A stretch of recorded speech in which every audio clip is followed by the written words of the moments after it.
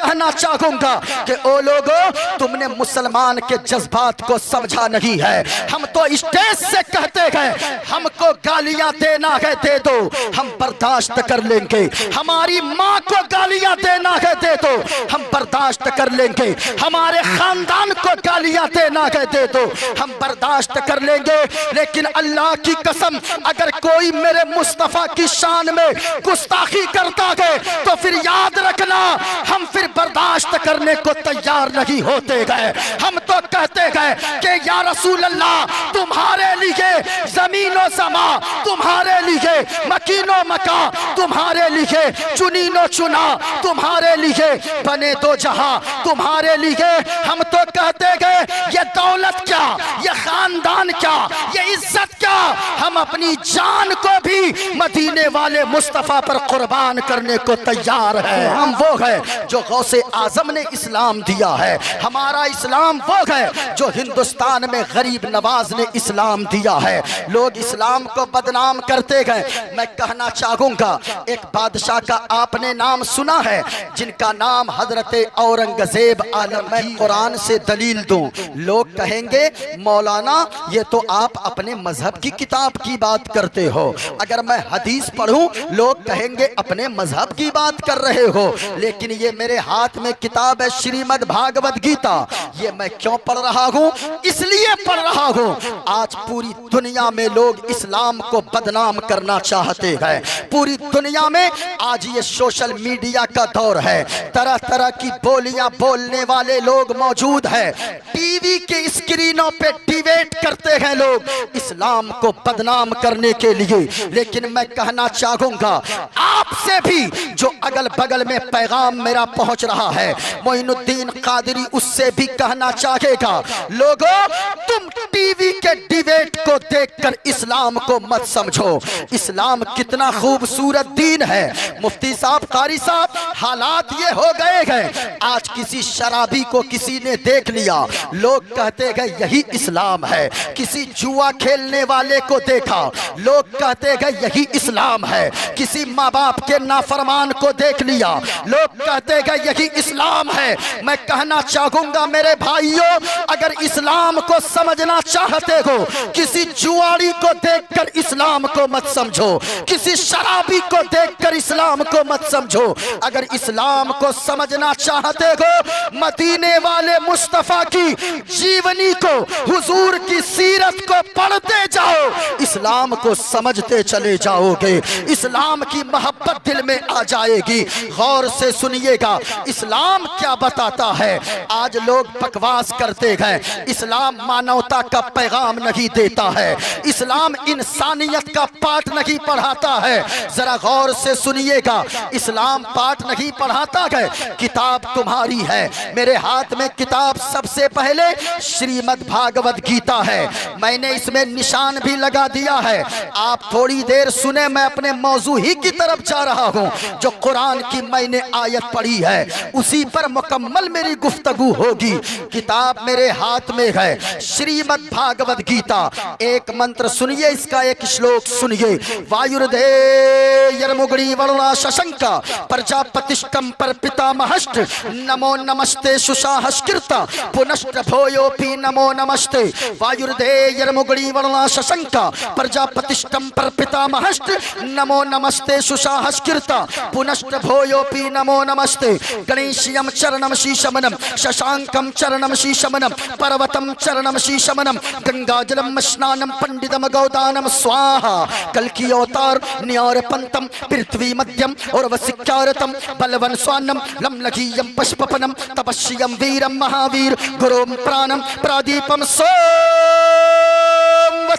विष्णुवेशम स्वरूपम अस्सुमास गुमारूहा देव दत्तम जगतपति असिना साधु अष्ट आश्चर्य गुणवती गिरी नील गंधा अति ज्योति में प्रकाशम नतमस्तक भूमिष्ठम परभु गुणगानम नाफ बुरीदा लीड गच्छदीन पराक्रम पवित्रम गंगा स्नानम अति पवित्रम पवित्रम पवित्रम। और एक पंडित है लोगो, हैदराबाद का रहने वाला गए, वो पंडित है। पंडित जब वो पंडित चलता गए एक हाथ में त्रिशूल रखता गए, एक हाथ में छोटा सा लोटा रखता गए, माथे पे चंदन का टीका लगाता गए। वो पंडित जब चलता गए कुछ और बोलता गए, लेकिन जब जबान खोलता गए तो फिर मुस्तफा मुस्तफा बोलता है। और वो पंडित कहता गए हुजूर की तारीफ कैसे करता गए। वो पंडित कहता गए लोगों अगर मुस्तफा से मोहब्बत नहीं गए वो तो दूसरा गए, वो भी समझा रहा गए। अगर हुजूर से मोहब्बत नहीं गए तेरा नमाज पढ़ना बेकार है, अगर हुजूर से मोहब्बत नहीं गए तेरे सारे आमाल बर्बाद हैं। वो पंडित कहता गए लोगों शरणय गुरु निमगा सुख सागर अत्याचार मगा शुभ सागर चरणन गए गुरु नाम उजागर कृपा करोगे शुभ नाम सुख सागर गुरु हर कृपा मनोगर पावे अत्याचार मगा सुख पावे। और जय गुरु नामे नमे कर जय बे बिना मोहम्मद पार न होए बे। सुभान अल्लाह। अब जरा सुनिएगा, कहा लोगों बिना मोहम्मद पार न होगे। मैंने जो पढ़ा है गौर से सुनिएगा, मैंने इसलिए पढ़ा है। आज लोग माइक ऑपरेटर साहब थोड़ी सी आवाज बढ़ा दीजिए, बेस मुकम्मल बंद कर दीजिए। माइक आपका अच्छा है लेकिन बेस मुकम्मल बंद कीजिए, आवाज थोड़ी सी बढ़ाइए।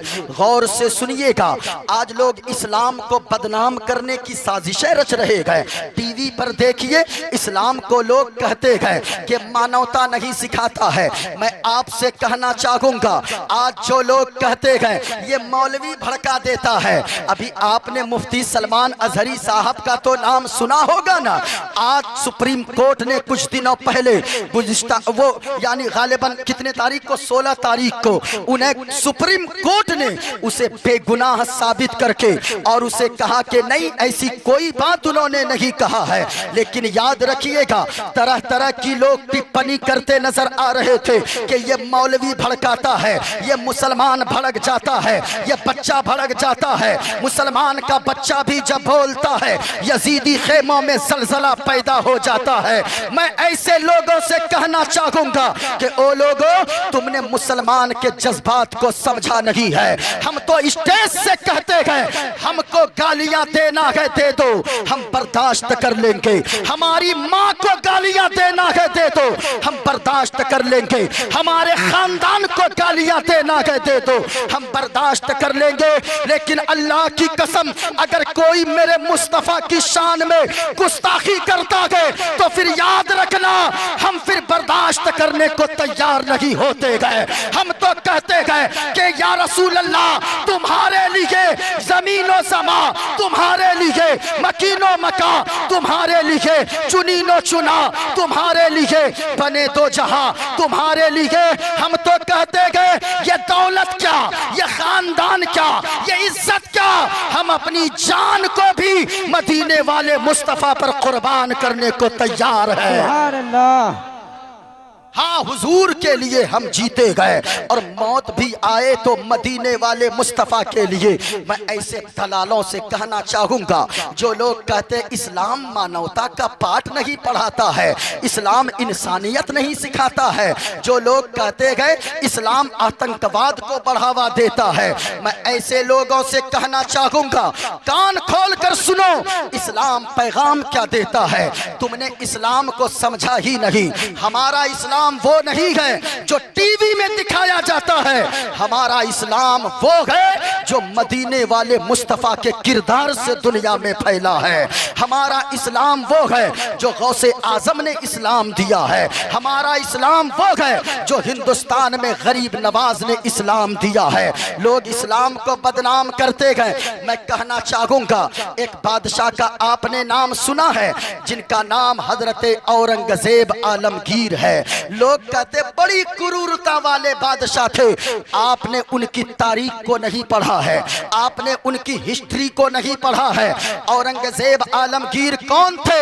हाफिज कुरान आलमगीर थे। वो हजरत औरंगजेब आलमगीर जो दिन भर लोगों की दिल्ली में फरियाद सुना करता है और जब इशा का वक्त होता है रमजान के महीने में मुसल्ले पे खड़े होकर लोगों को कुरान की तिलावत सुनाया करता करता है वो हजरत औरंगजेब आलमगीर है। मैं कहना चाहूंगा मेरे भाइयों, आज लोग कहते बड़ी क्रूरता वाले बादशाह थे, देखो इस्लाम क्या पढ़ाता है। आज तो लोग मुंह देख देख कर फैसला करते हैं, ये इस पार्टी का आदमी है, इसको जो है बोलना बोलने दो, इसके लिए छूट है, और ये फला पार्टी का है, इसको पकड़ के अंदर डाल दो। मैं कहना चाहूंगा इस्लाम ये नहीं बताता है। हजरत औरंगजेब आलमगीर है, बनारस की धरती है, बनारस की धरती आज भी गवाह है। बनारस की जमीन पे हजरत औरंगजेब आलमगीर ने इब्राहिम नामी शख्स को कोतवाल बनाकर बनारस भेजा। जब वो इब्राहिम आया, वो बनारस में एक पंडित जी रहते थे, जिसकी एक बेटी थी, बड़ी खूबसूरत थी, जिसका नाम शकुंतला देवी था। जब इब्राहिम कोतवाल ने पंडित की बेटी को देखा तो देखकर उसका दिल आ गया। कहा कि ओ पंडित की बेटी, तुझसे मैं निकाह करना चाहता हूँ। पंडित की बेटी कहने लगी, ओ इब्राहिम तू मुसलमान है, मैं एक पंडित की बेटी, मैं तुझसे कभी निकाह नहीं कर सकती। इतना कहना था। इब्राहिम ने कहा, ओ पंडित की बेटी शकुंतला सुन, अगर तू नहीं मानेगी समझाने से तो जिस दिन तेरी शादी की डोली उठेगी उस दिन डोली तेरे ससुराल में बाद में पहुंचेगी, वो डोली पहले मेरे यहाँ दरबार में आएगी। जब इतना कहना था, पंडित की बेटी घर जाकर रोने लगी, पंडित भी रोने लगा, लेकिन अचानक कहने लगी अपने बाप के आंखों के आंसुओं को पोंछकर कि बाबा जी आप रोए नहीं, बेटी वो बड़ा जालिम है, इब्राहिम कोतवाल जो बोलता है वो करके दिखा देता है, इसलिए बेटी मुझे डर है कहीं वो तेरी डोली न उठवा ले, बड़ा जालिम आ गया है कोतवाल बनकर। बेटी आंसुओं को पोंछती है बाप के और कहती है कि बाबा जी रोइए नहीं। कहा बेटी रोऊं नहीं तो और क्या करूं। कहा कि सुनिए बाबा, हमने सुना है कि दिल्ली की सरजमीन पर एक इंसानियत का बादशाह रहा करता है, और वो ऐसा बादशाह है मुंह देखकर फैसला नहीं करता है, फैसला जब भी करता है तो इंसानियत के नाम पर फैसला करता है। मैं जाऊंगी दिल्ली की सरजमीन पे और वहां जाकर उसके पास फरियाद लगाऊंगी। अब वो पंडित की बेटी वो मुगलिया सल्तनत का लिबास कपड़ा पहनती है, घोड़े पर सवार होती है, मुंह पे हिजाब डाल लेती है, कपड़ा लपेटती है, जुमा के दिन दिल्ली पहुंचती है। हजरत औरंगजेब आलमगीर बाहर निकल रहे थे, वो जाकर वो फरियादियों की लाइन में जामा मस्जिद की सीढ़ी पे खड़ी हो जाती है। इब्राहिम कोतवाल ने जो जुल्म किया था उसको पर्ची में उतार लेती है। फरियादियों की लाइन लगी है।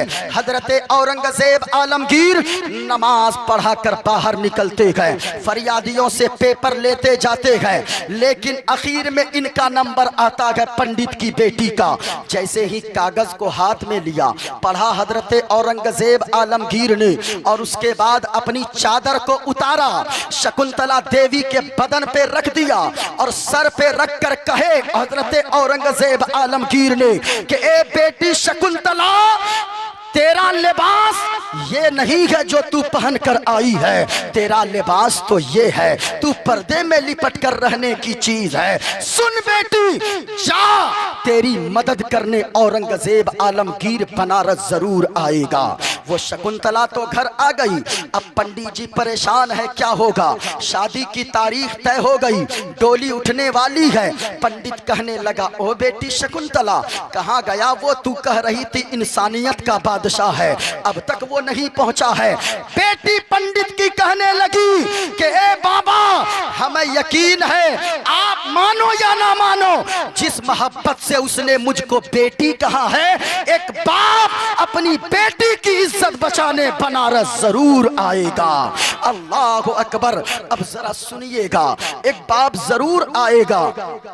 पंडित ने कहा कि देखते हैं कब आता है।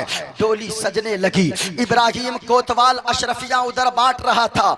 अचानक एक फकीर आया, कंबल ओढ़ कर आया और आकर कहने लगा, ओ इब्राहिम कोतवाल, हमें भी कुछ चाहिए। कहा जमीन पे अशरफियां पैसे पड़े हैं, उठा लो। कहा मैं ऐसा वैसा फकीर नहीं हूँ, हमें हाथ में चाहिए। कहा कि ले, तू भी क्या याद करेगा। झोले में हाथ डाला, अशरफियां निकाला, एक हाथ से और अशरफिया निकाल कर उस फकीर को देने के लिए जैसे ही बढ़ाया, कंबल ओढ़े फकीर ने हाथों को पकड़ा इब्राहिम कोतवाल के, घोड़े से खींचकर जमीन पे पटक दिया। जब चादर को हटाया कोहराम मच गया मजमे में। कहा लोगों, चादर ओढ़कर कोई आम फकीर नहीं आया है, वक्त के बादशाह हजरत औरंगजेब आलमगीर आ गए हैं। अल्लाह अकबर, जरा सुनिएगा, हजरत औरंगजेब आलमगीर आ गए हैं। जैसे ही देखा इब्राहिम कोतवाल थर थर कांपने लगा। कहा माफ कर दीजिए हुजूर। कहा सुन, बेटी बेटी होती है, चाहे वो हिंदू की बेटी हो, चाहे वो मुस्लिम की बेटी हो, चाहे वो यहूदी की बेटी हो, चाहे वो ईसाई की बेटी हो। माफी मांगने लगा इब्राहिम कोतवाल। अब देखे आज के जमाने में अगर कोई होता, यहाँ तो रेपिस्ट को भी लोग उनके नाम पे मोमबत्तियां जलाकर उसके लिए लोग एहतजाज करने लगते हैं। ये अंधा नहीं उछलता है कानून, बल्कि सुनो, इब्राहिम कोतवाल माफी मांगता रहा। कहा कि नहीं, तेरे लिए कोई माफी नहीं है। दो पागल हाथियों को मंगवाया, दोनों पागल हाथियों के पांव में जंजीर मोटे मोटे बंधवा दिया। इब्राहिम कोतवाल के दोनों पैर में जंजीर बंधवा दिया। दोनों तरफ दोनों हाथी को, पागल हाथियों को दौड़ा दिया। इब्राहिम कोतवाल को बनारस की धरती पर हजरत औरंगजेब आलमगीर ने बीचों बीच फड़वा दिया और फाड़ कर बता दिया कि दुनिया वालों, वो कोई और होगा जो जात और धर्म देखकर फैसला करता होगा, लेकिन मुस्तफा का गुलाम औरंगजेब आलमगीर फैसला करता है तो जात धर्म के नाम पर नहीं, बल्कि इंसानियत के नाम पर फैसला करता है। सुभान अल्लाह। हाँ, ये है इस्लाम, ये है इस्लाम। लोग बदनाम करते हैं इस्लाम को। सुनो इस्लाम क्या कहता है। इस्लाम का एक एक पैगाम आप सुनेंगे, अल्लाह की कसम आपको मोहब्बत हो जाएगी। इस्लाम से खूबसूरत मजहब कोई है ही नहीं दुनिया में। इस्लाम क्या कहता है सुनिए। आपके हाथ में नाखून है ना, हमारे नाखून समझ रहे हैं, नाखून नाखून, ये जो हाथ में नाखून है, पाँव में नाखून है। आप उलमाए किराम से पूछिए, मुफ्ती साहब बैठे हैं, कारी साहब बैठे हैं, ये मसला भी याद कर लीजिए। इस नाखून को कितने दिनों में काटना चाहिए? तो मुफ्ती साहब कहेंगे 40 दिन से ज्यादा नहीं होना चाहिए। 40 दिन के अंदर अंदर नाखून हर हाल में काट लेना चाहिए। 40 दिन से ज्यादा नाखून बढ़ाना ये मकरूह तहरीमी लिखा है उलमा ने। गौर से सुनिएगा, ये मकरूह तहरीमी लिखा है, लेकिन किताब का नाम फतवाए आलमगीरी है। मुफ्ती साहब ने भी पढ़ा है, उस किताब में लिखा गया है ये तो आम लोगों के लिए 40 दिन हद मुतय्यन है, लेकिन अगर कोई गाय का दूध निकालता हो, भैंस का दूध निकालता हो, जानवर का दूध निकालता हो, तो कहा गया है वो 40 दिन तक इंतजार न करे, बल्कि वो 10 दिन के अंदर अंदर नाखून को काट ले, ये उसके लिए बेहतर है। समझिएगा, हमारे लिए 40 दिन, हजरत के लिए 40 दिन, आपके लिए 40 दिन, लेकिन अगर कोई जानवर का दूध निकाले वो 10 दिन के अंदर नाखून काट ले, ये इस्लाम का कहना है। बेहतर है कि 10 दिन के अंदर काट ले। क्यों? मामला क्या है? तो सुनो प्यारे, इस्लाम का पैगाम कितना सुंदर है, इस्लाम कितना ब्यूटीफुल मजहब है, इस्लाम की खूबसूरती कितनी है। कहा गया, आगे रीजन लिखी गई है कि लोगों, अगर जो गाय भैंस जानवर के दूध निकालते हो, अगर वो 10 दिन के अंदर नाखून नहीं काटेगा, नाखून अगर बड़े होंगे, जानवर का दूध निकालने की वजह से अगर नाखून लग जाए जानवर को, तो जानवर को तकलीफ कहीं ना हो जाए। मैं आपसे पूछना चाहता हूँ, जो मजहब इस्लाम जानवरों के साथ इतना अच्छा सुलूक करने का हुक्म देता है, वो इंसानों के साथ कितना अच्छा सुलूक करने का हुक्म देता होगा। ये मजहब इस्लाम है। इस्लाम सुने, इस्लाम कहता है, मदीने वाले मुस्तफ़ा फरमाते हैं कि लोगों, तुम उस वक्त तक पक्का मोमिन नहीं हो सकते जब तक के तेरा पड़ोसी तुझसे महफूज न हो जाए। तेरा पड़ोसी अगर तुझसे नाराज है, तू दिन भर नमाजें पढ़ता रह, तू कामिल मोमिन, पक्का मोमिन नहीं हो सकता है। अब हुजूर ने ये नहीं फरमाया कि बगल में चाहे मुस्लिम का घर हो तभी उसकी इज्जत करो, नहीं, बल्कि पड़ोसी अगर यहूदी भी हो, पड़ोसी अगर नसरानी भी हो, पड़ोसी अगरचे कोई हो, लेकिन तेरी तकलीफ से वो महफूज रहने चाहिए, तब तू पक्का मुसलमान होगा। ये कौन से मजहब ने सिखाया है? ये तो हमारा इस्लाम सिखाता है। मैंने आयत पढ़ी है, सुनो कितना प्यारा पैगाम है। अल्लाह ने फरमाया कुरान में, या अय्युहल्लज़ीना आमनू कू अनफुसकुम व अहलीकुम नारा, ऐ ईमान वालो तुम अपने आप को भी बचाओ, अपने घर वालों को भी बचाओ, अपने बच्चों को भी बचाओ, अपनी बीवी को भी बचाओ, अपनी माँ बहन को भी बचाओ। किससे? जहन्नम की आग से। सुनिएगा गौर से, ये जहन्नम की आग कितनी भयानक है। किताबों में आता है, दुनिया की आग तो सबों ने देखा है, ये दुनिया की आग कैसे बनी है? कहा गया कि जहन्नम की आग को 70 मर्तबा, 1-2 मर्तबा नहीं, 70 मर्तबा रहमत के पानी से धोया गया, तब जाकर दुनिया की आग तैयार की गई है। अल्लाहु अकबर। माँ बहनों, मैं आपसे भी पूछना चाहता हूँ, मई जून का महीना होता है, किचन में कितनी गर्मी लगती है। अगर आग में सिर्फ उंगली चली जाए तो जीना मुश्किल हो जाता है। तो बताओ, ये दुनिया की आग इतनी भयानक है, तो फिर जहन्नम की आग कितनी भयानक होगी। अपने आप को बचाओ, अपने औलाद को भी बचाओ। औलाद अल्लाह की बहुत बड़ी नेमत है। एक बात हमेशा याद रखिएगा, औलाद अल्लाह की बहुत बड़ी नेमत है। हमने कितने लोगों को मुफ्ती साहब देखा है, अभी गुजरात गया था मैं, ऐसे शख्स को देखा जिनके पास 4 फैक्ट्रियां हैं सरिया बनाने वाली। वो रड होता है ना, रड बनाने वाली 4 फैक्ट्रियां हैं, लेकिन चेहरा उदास रहता है। बड़ा मकान है। हमने उससे पूछ लिया, सेठ साहब ये बताइए, आपके अल्लाह ने इतनी दौलत दिया है, मकान इतना बड़ा है, बिल्डिंग इतनी बड़ी है, जमीन जायदाद के इतने मालिक हैं, नौकर चाकर आगे पीछे घूमते गए, लेकिन चेहरा उदास क्यों रहता है? जिंदगी भर इतने पैसे में बैठकर खा सकते हो। कहने लगा, मुफ्ती साहब इन पैसों का क्या करूंगा, नौकर चाकर का क्या करूंगा, जमीनों जायदाद का क्या करूंगा, फैक्ट्रियों का क्या करूंगा। सारी चीजें अल्लाह ने दिया है, लेकिन अल्लाह ने कोई औलाद मुझे नहीं दिया है। अल्लाहु अकबर। औलाद की कदर उनसे पूछो जिनको अल्लाह ने औलाद नहीं दिया है। सूना सूना घर लगता है, दिन भर कहीं से आता है, जब घर पहुंचता है ऐसा लगता है कि घर काटने को दौड़ता है, यानी घर में तबीयत नहीं लगती है। जरा गौर से सुनिएगा, औलाद कितनी बड़ी नेमत है।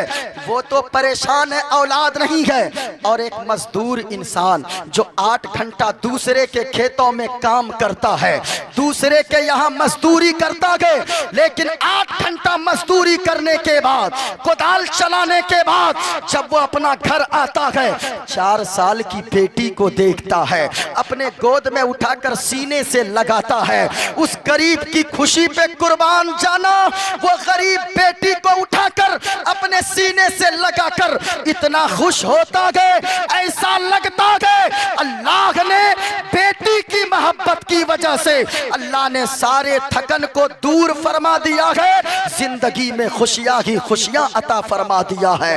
ये औलाद है, औलाद। जरा सुनिएगा, औलाद अल्लाह की बहुत बड़ी नेमत है, लेकिन औलाद को क्या देते हैं हम अपनी औलाद को क्या सिखाते हैं? हम अपनी औलाद को सिर्फ दुनियावी तालीम की तरफ मोड़ते हैं। औलाद अगर अल्लाह ने दिया है, लोग गिफ्ट देते हैं ना, गिफ्ट। बर्थडे आया, कोई साइकिल दे दिया, कोई मोटरसाइकिल दे दिया, कोई 4 व्हीलर बेटे को दे दिया, बेटा आज तेरा बर्थडे है। मैं कहना चाहूंगा, सुनिए, ये दुनियावी जितने गिफ्ट हैं, ये सारे छोटे छोटे गिफ्ट हैं। सबसे बड़ा गिफ्ट क्या है? मदीने वाले मुस्तफा फरमाते हैं कि एक बाप अगर अपनी औलाद को अगर कोई गिफ्ट अच्छा देना चाहे तो सबसे बड़ा गिफ्ट ये है कि बाप अपनी औलाद को नेक बना दे, अच्छी तरबियत कर दे, अच्छा अदब सिखा दे। ये बाप की तरफ से औलाद के लिए सबसे बड़ा तोहफा है, सबसे बड़ा गिफ्ट है। ये मदीने वाले मुस्तफा ने फरमाया है। लेकिन मैं कहना चाहूंगा मेरे भाई, आज हालात क्या हो गए हैं। अगर आपने औलाद को नेक नहीं बनाया ना, सुनिएगा, अगर नेक नहीं बनाया, 70 साल तक जो दौलत आपने कमा कर मेहनत करके पसीना बहाकर जो जमा किया है, वो आपके इंतकाल के बाद मैं गारंटी से कहता हूं, अगर औलाद नेक नहीं है तो 70 साल की कमाई हुई दौलत को आपके जाने के बाद वो बेटा 7 साल में बेच कर खा जाएगा। वो बेटा सारी जमीन बेच देगा। हमारे इलाके में 30 बीघा जमीन का मालिक था एक इंसान। वो मरा, सब कुछ किया अपने बेटे के लिए, लेकिन अपनी औलाद को नेक नहीं बनाया। जब वो इंतकाल किया, 70 साल में जो जमा किया था, 5 साल में उसका बेटा 30 बीघा जमीन बेच के खा गया, दुनिया से चला गया। यानी वो शराब पीते पीते उसका फेफड़ा खराब हो गया, वो दुनिया से चला गया। मैं आपसे भी कहना चाहूंगा मेरे भाई, एक बात हमेशा याद रखिएगा, लोग शराब के खिलाफ तकरीरें कर रहे हैं, उलमाए किराम मिंबर से चीख रहे हैं और इमाम साहब लोग मस्जिद से ऐलान कर रहे हैं, लेकिन लोग शराब छोड़ने को तैयार नहीं होते हैं। मैं कहना चाहूंगा लोगों, अगर कोई शराब पीता है, सुनो सुनो प्यारे, अगर मौलाना की तकरीर को सुनकर शराब को नहीं छोड़ते हो तो याद रखना, एक पैगाम मैं देकर जाना चाहूंगा। कभी तुमने ये सोचा है शराब तू पीता है, लेकिन अगर शराब पीते पीते तेरे गुर्दे खराब हो गए, तेरे फेफड़े खराब हो गए, तेरी किडनी खराब हो गई, अब तू बीमार हो गया, तो इलाज के नाम पे सारी जमीनें अगर तेरी बिक गई, सारी जायदाद तेरी खत्म हो गई। नौजवानों, आप तवज्जो से सुनो, जितने लोग यहाँ पर बैठे हो, मेरी बातों को दिल में जगह देना। यहाँ से उठकर जाना, घर पे तकिया पे सर रखकर, और जब सोने जाना मेरी बातों को जरा गौर से सुनना। अगर तकरीर सुनकर नहीं छोड़ रहे हो शराब, तो जरा ये बातें सोच कर देखना, अगर तू शराब पीते पीते तेरे गुर्दे खराब हो गए। हमारे यहाँ कटिहार बिहार में हमारे मोहल्ले के अंदर एक ऐसा नौजवान था जो शराब पीता था, शराब पीते पीते उसके गुर्दे खराब हो गए, फेफड़े सड़ गए, उसकी किडनी खराब हो गई, शराब पीकर वो बीमार हो गया, सारी जमीनें बिक गई। लेकिन जब वो दुनिया से जाने लगा, कोई चीज छोड़ कर ना गया। मैं आपसे कहना चाहूंगा, वो तो दुनिया से चला गया, या इसी तरह जो शराब पीते हो वो दुनिया से चले जाओगे, लेकिन तेरे जाने के बाद तेरे बच्चों का क्या होगा, तेरी बीवी का क्या होगा, तेरे बूढ़े माँ बाप का क्या होगा, तूने कभी नहीं सोचा गए। अगर तू दुनिया से चला गया तो याद रखना, कभी सोच कर देखना, जब कभी दिल्ली में रहते हो, कोलकाता में रहते हो, कभी मुंबई में काम करते हो, और मुंबई में काम करते करते अगर ईद का दिन आ जाता है तो परेशान हो जाते हो, हैरान रह जाते हो। कितने मजदूरों को हमने ईद के दिन मुंबई में रोते देखा गए, ईद के दिन दिल्ली में रोते देखा गए। वो ये सोच कर रोने लगता गए, ए पाक परवरदिगारे आलम, ए खालिके कायनात, ए रब्बे काबा, तूने मुझे मजबूर बनाया है। ईद जैसे मुबारक दिन में मैं घर पर नहीं हूँ, पता नहीं मेरे बच्चे किनकी उंगली को पकड़कर ईदगाह जा रहे होंगे। कभी सोच कर देखना, वो मजदूर रोने लगता गए, मौला तूने मुझे मजबूर बनाया गए, परेशान बनाया गए, इसलिए मैं यहाँ मजदूरी कर रहा हूँ। दूसरों के बच्चे अपने बाप की उंगली को पकड़कर ईदगाह की तरफ जाते होंगे, पता नहीं मेरे बच्चों का क्या होगा। ओ नौजवान, ये तो एक दिन की बात है, तू तू जानता है कि तू अगले साल घर में रहेगा, तू तू तू जानता है 2 साल के बाद घर आ जाएगा, लेकिन अगर तू दुनिया से चला गया, कभी सोचा है कि उसके बाद तेरे बच्चों का क्या होगा? अगर तू दुनिया से बीमार होकर चला गया, तेरी बीवी के इज्जत पे लोग कीचड़ उछालेंगे, तेरे माँ बाप का कोई सहारा ना रहेगा। इसलिए मैं कहना चाहूंगा लोगों, अगर कोई शराब पीते गो, अगर कोई नशा करते गो, याद रखना तू अगर दुनिया से चला गया जवानी में, तेरे छोटे छोटे बच्चों का क्या होगा? इन जमाने वालों से वफा की उम्मीद मत रखो, ये जमाने वाले बड़े बेवफा गए। हमने तो देखा गए, बड़ा भाई अगर इंतकाल कर जाता गए तो छोटा भाई दौड़कर बच्चों के पास आता गए, उनके बच्चों को गले से लगाता गए, भतीजों को गले से लगाता गए, भतीजी को गले से लगाता गए और कहता गए, ओ लोगों, आज से ये मेरा भतीजा नहीं है, आज से ये मेरा बेटा है। लेकिन सच्ची बताना लोगों, ये मोहब्बत कितने दिनों तक रहती है? सिर्फ चहारम 40वें तक ये मोहब्बत रहती है। चहारम 40वें के बाद वही चचा भतीजे का इतना बड़ा दुश्मन होता है कि लोग कहते गए, जमाने वाले कहते गए, अरे कोई चचा भी इतना बड़ा दुश्मन हो सकता है क्या? जमाने वालों से वफा की उम्मीद मत रखो। इसलिए मैं कहना चाहूंगा लोगों, अगर शराब पीते गो, आज ही यहाँ से तौबा करके उठो। अगर कोई जुआ खेलते गो, यहाँ से तौबा करके उठो। क्योंकि लोगों, अगर आप गाड़ी चलाते गो, अगर सच्चे मुसलमान हो, मुस्तफा के दीवाने हो, जब गाड़ी पर बैठो अपनी जबान को नशा से पाक रखो, अपनी जबान को गुटके से पाक रखो, अपने कान में लीड लगाकर गाने म्यूजिक सुनते हुए गाड़ियां ना चलाओ, बल्कि जब भी गाड़ी पर बैठो तो दुरूदे पाक पढ़ लिया करो, सफर की दुआएं पढ़ लिया करो, ताकि अगर आगे जाकर एक्सीडेंट भी हो जाए तो मौत अगर आए तो मुंह में गुटका ना हो, नशा में ना हो, बल्कि मौत आए तो जबान पर कलमा-ए तैयबा ला इलाहा इल्लल्लाह मुहम्मदुर रसूलुल्लाह की सदाएं जारी हो। हाँ, ये आप कभी सोचा है आपने? जमाने वाले किसी से भी आप वफा की उम्मीद मत रखो। लेकिन एक बात इस जगह और मैं कह दूं, मेरे भाई याद रखिएगा, औलाद अगर अल्लाह ने दिया है, औलाद की कद्र कीजिए। औलाद की कद्र कैसे करें? औलाद को नेक बनाइए, नेक। दुनियावी तालीम दिलवाते गए, दिलवाइए। ऐसा नहीं है कि मत दिलवाइए। सुने इधर देखिए, मैं नहीं कहता मत दिलवाइए। अगर हमारा बच्चा जज नहीं बनेगा तो कौन जाकर फैसला करेगा? हमारा बच्चा वकील नहीं बनेगा तो फिर हमारी कौम को वो आगे कैसे ले जाएगा? बनाइए, मास्टर बनाइए, डॉक्टर बनाइए, इंजीनियर बनाइए, सब कुछ बनाइए, लेकिन सबसे पहले अपने बच्चों को कुरान पढ़ने वाला बनाइए।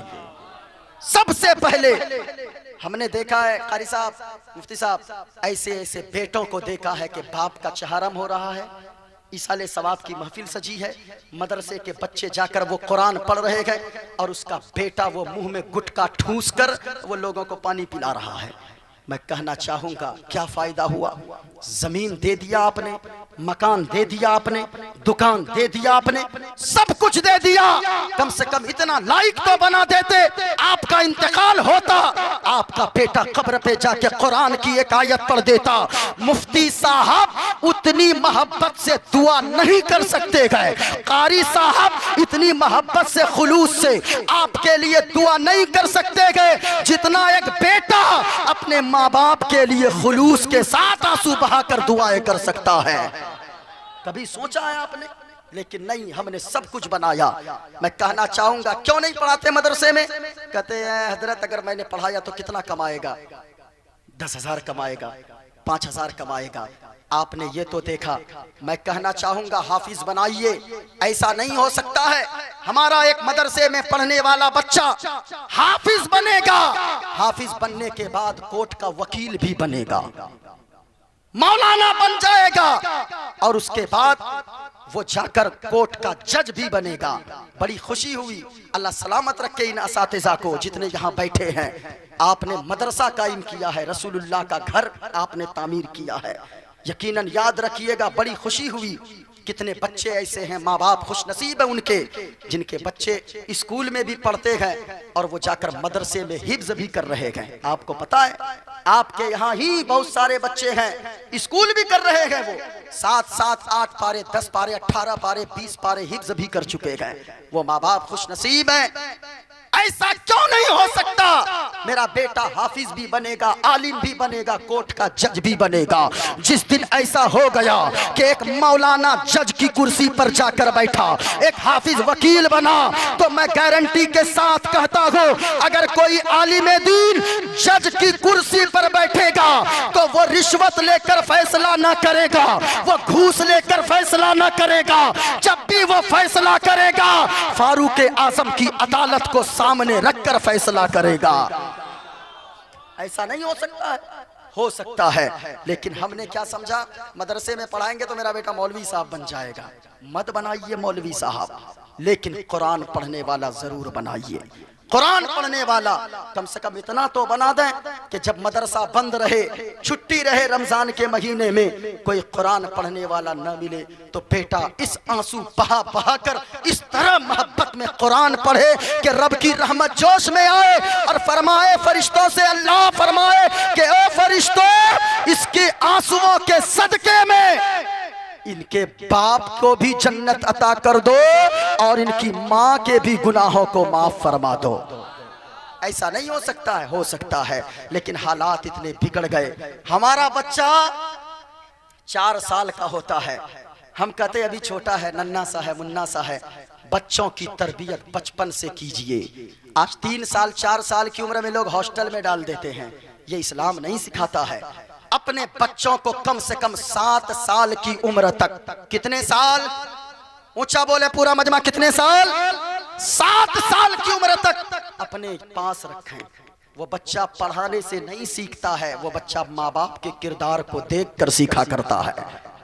माँ अगर नेक होगी तो बेटी अय्याश नहीं होगी, बेटी कनीज़े फातिमा होगी। बाप अगर नेक होगा तो बेटा गद्दार नहीं होगा, वो बेटा मदीने वाले मुस्तफा का वफादार होगा। जरूरी है। अब ऐसा नहीं है कि बाप शराब पीकर उधर घुलटा रहे, अम्मा बदमाशी करती रहे, बेनमाजी रहे, बाप बेनमाजी, और वो ये दुआ करता है, मुफ्ती साहब दुआ कीजिए मेरा बेटा नमाजी बन जाए, मौलाना साहब दुआ कीजिए, एक तावीज दीजिए मेरा बेटा बिगड़ गया है। तावीज मत लटकाइए, तावीज लिखने वाला मौलाना साहब को जाके घर पे लटका दीजिए, असर नहीं होगा। नहीं, क्यों? जो मुस्तफा का आशिक होगा वो बेनमाजी नहीं हो सकता है, जो गौस का चाहने वाला होगा वो बेनमाजी नहीं हो सकता है गर नबी से मोहब्बत नमाजी हो जाओ। जरा पूरा मजमा हाथों को उठाकर बोलो सुभान अल्लाह। मेरे मौला, जितने लोगों ने हाथों को उठाया गए, या अल्लाह, ये लोग ख्वाब में सोए, ख्वाब में ही मदीने वाले मुस्तफा का दीदार नसीब हो जाए। है गर नबी से मोहब्बत नमाजी हो जाओ, है गर नबी से मोहब्बत नमाजी हो जाओ, तो क्या होगा? मिलेगी कब्र में राहत नमाजी हो जाओ, मिलेगी कब्र में राहत नमाजी हो जाओ। और एक शेर पढ़ दूं, इजाजत है? माँ बहनों तेरे लिए सुनना। कनीज़े फा, माइक वाले भैया थोड़ा सा आराम कर दो, आवाज बढ़ा दो। ये लोग डरता है कि मेरा माइक उड़ जाएगा, बॉक्स उड़ जाएगा। भाई साहब कभी सोच कर देखो, तुम्हारा बॉक्स से उड़ेगा 10,000 जाएगा, अगर मेरा फेफड़ा उड़ गया तब क्या होगा? हाँ, मेरी किडनी अगर फेल हो गई तब क्या होगा? ये सब नहीं सोचता है लोग। हाँ, कनीज़े फातिमा बन जा, कसम खुदा की तुम्हें मिलेगी ज़हरा की कुर्बत, नमाज़ी हो जाओ। और एक शेर सुनो, अजान सुन के जो कामों को बंद करते हैं। आज आजान हो रही है, माँ बहनें भी बातें कर रही है, आजान हो रही है, नौजवान भी बातें कर रहा है, आज आजान हो रही है। टीवी की आवाज तो कम हो जाती है लेकिन स्क्रीन बंद नहीं होती है। आजान हो रही है, मोबाइल चला रहे हैं। याद रखना, अगर कोई आजान का एहतराम नहीं करता है तो किताबों में आता है, हो सकता है आजान की बेहुरमती करने की वजह से जब वो मरेगा कहीं ऐसा ना हो मरने से पहले ही उसके ईमान को छीन लिया जाए। अल्लाह अल्लाह, आजान का एहतराम करो। माँ बहनों, आजान की आवाज सुनो। अगर आटा गोंद रही हो, आटा गोंदना रुक जाओ। कितना टाइम लगता है? 2 से 3 मिनट का वक्त लगता है। नौजवानों, मोबाइल चला रहे हो तो मोबाइल को बंद कर दो। अगर गाड़ी चला रहे हो तो अगर आजान की आवाज सुनो, उसी जगह ठहर कर 2-3 मिनट का वक्त लगेगा, आप आजान का जवाब दे दो। माँ बहनों, अगर बर्तन मांज रही हो तो फिर उस वक्त ये करो, बर्तन मांजना बंद कर दो, यानी सारे काम को बंद कर दो। अगर सारे काम को बंद कर दोगे, आजान का एहतराम करोगे तो फिर होगा क्या? अजान सुने के जो कामों को बंद करते हैं, अजान सुने के जो कामों को बंद करते हैं, उसे पुकारेगी जन्नत, नमाज़ी हो जाओ। उसे पुकारेगी जन्नत, नमाज़ी हो जाओ। जरा मोहब्बत से बोलो सुभान अल्लाह। मेरी आवाज अभी खुली है, अभी मेरी आवाज खुली है, तकरीर लंबी तो नहीं हो गई है? जरा हाथों को उठाकर बताओ कितने लोग सोच रहे हो कि तकरीर लंबी हो गई है? अच्छा अच्छा, ये दीवाने बैठे हैं, दीवाने बैठे हैं। अरे भाई साहब, नींद क्या है? हम तो सब कुछ मदीने वाले मुस्तफ़ा पर कुर्बान करने को तैयार हैं। हम तो कहते हैं क्या पेश करूं आका, क्या चीजें हमारी है, क्या पेश करूं आका, क्या चीज हमारी है। ये दिल भी तुम्हारा है, ये जान भी तुम्हारी है। सब कुछ हुजूर के नाम पर कुर्बान है। सुनो, अगर बच्चे को नेक बनाना है ना तो माँ बाप को नेक होना पड़ेगा। आपने गरीब नवाज का नाम तो सुना है ना भाई? एक बार गरीब नवाज के नाम पर बोलो सुभान अल्लाह। बस इतनी सी आवाज है। मेरे मौला, जितने लोग जोर से बोल रहे, जितनी जोर से उतनी जल्दी उसको करोड़पति बना दे। इस दुआ में अब एक मरतबा मोहब्बत से पूरा मजमा बोलो सुभान अल्लाह। अपनी बारी आई, देखिए आवाज कितनी निकली है। अल्लाह सलामत रखे सबों को। ये आपकी मोहब्बत है, ये आपकी मोहब्बत है। जरा सुनो गौर से जो मैं कह रहा था। गरीब नवाज का आपने नाम सुना है। माँ अगर नेक होगी तो बच्चा कैसा नेक होता है, बाप अगर नेक होगा तो बेटा कैसा नेक होता है। हजरत गरीब नवाज है, एक मर्तबा एक रास्ते से गुजर रहे हैं, 1000 का मजमा इसी तरह लगा हुआ था। सुनो सुनो प्यारे, गरीब नवाज सरकार वहां पहुंचते गए, तकरीर करने लगते गए, कुरान पढ़ते गए, हदीस पढ़ते गए, तकरीर करते जाते गए, वाज़ो नसीहत करते जाते गए।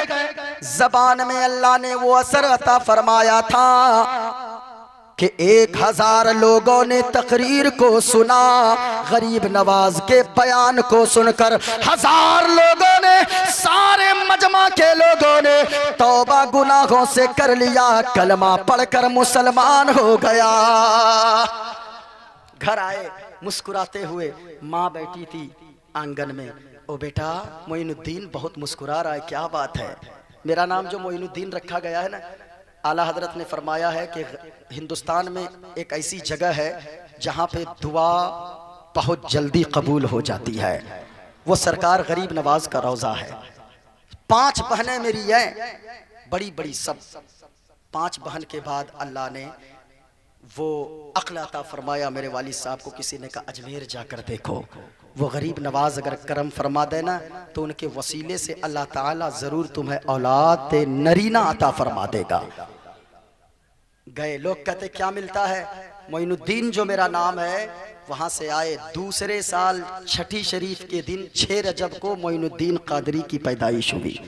नाम इसीलिए रखा गया मोइनुद्दीन। हाँ, अल्लाह ने वो करम फरमाया। उसके बाद वे फिर 11वीं शरीफ के दिन मेरे भाई की पैदाइश हुई, उसका नाम रखा गया अब्दुल कादिर। बोलो ना मोहब्बत से सुभान अल्लाह। लोग कहते क्या देते हैं? सुनिएगा।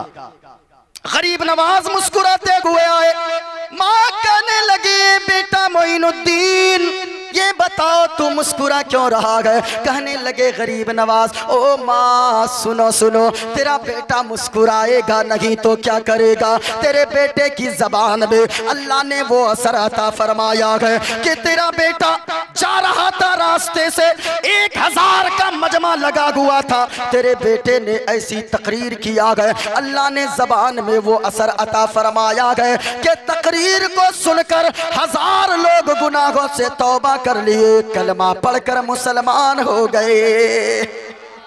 माँ का जवाब सुनो। माँ कुछ नहीं कहती है, माँ कहती बेटा मोइनुद्दीन एक बात बताऊं? हाँ माँ।